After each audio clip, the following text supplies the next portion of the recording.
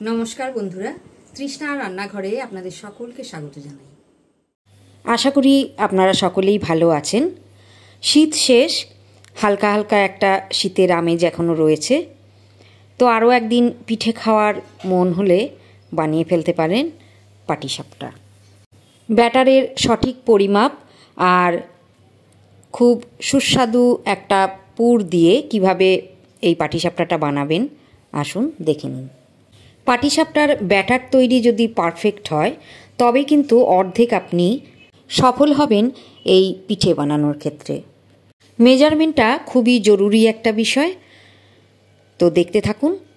আমি এখানে 1 কাপ চালের গুঁড়ো নিলাম, হাফ কাপ দিলাম ময়দা, 1/4 কাপ সুজি দিচ্ছি, 1 চামচ লবণ দিলাম, এবারে দিচ্ছি হাফ কাপ চিনি।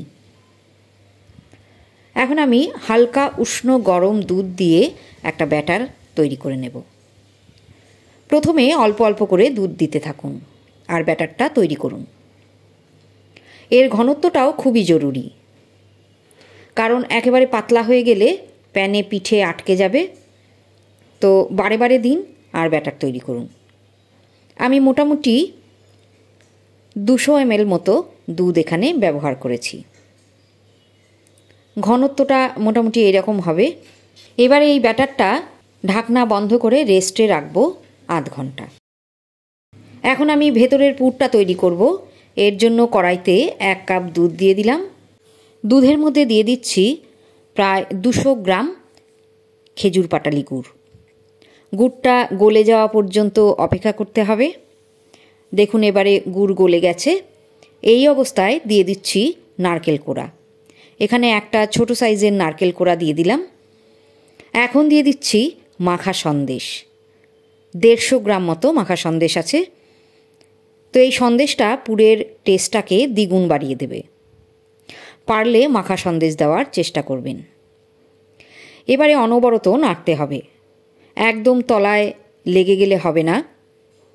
প্রায় 5 থেকে 6 মিনিট মিডিয়াম আঁচে জাল করার পর যখন একটা আঠালো ভাব হবে তখন নামিয়ে নিতে হবে।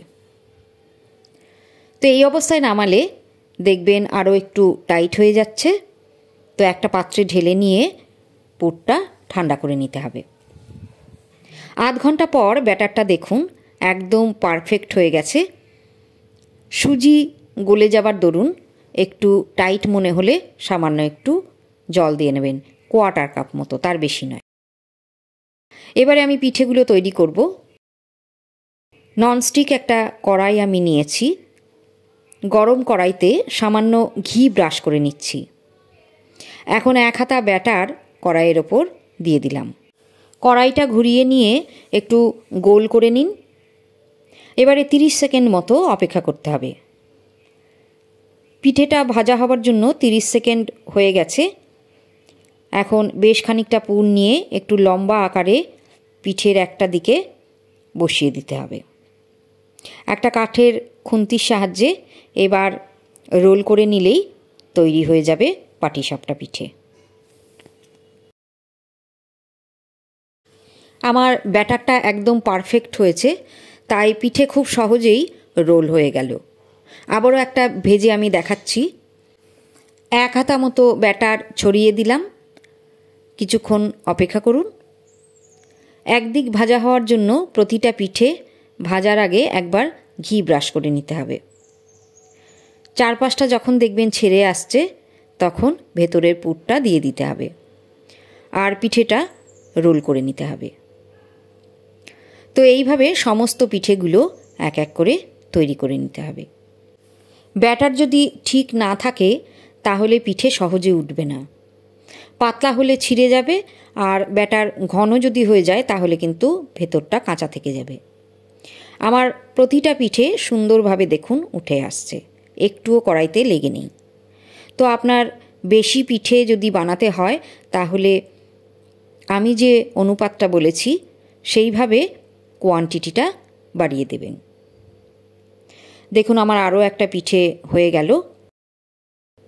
তো একটু যদি লালচে করে ভাজতে চান তাহলে একটু বেশি সময় রাখবেন। দেখুন এটা একটু বেশি ভাজা হয়েছে। তো পাটিসাপটার রেসিপি কেমন লাগলো জানাবেন প্লিজ, আমি অপেক্ষায় থাকব। শীতের আমেজ চলে যাওয়ার আগে পরিবারের সকলের জন্য আর একদিন বানিয়ে ফেলুন পাটিসাপটা পিঠে। যারা আমার চ্যানেলটা এখনও সাবস্ক্রাইব করেননি তাদেরকে বলবো প্লিজ আমার চ্যানেলটা সাবস্ক্রাইব করে আমার পাশে থাকুন। আর ফেসবুক পেজে দেখলে চ্যানেলটা ফলো করে আমার পাশে থাকার অনুরোধ জানাচ্ছি।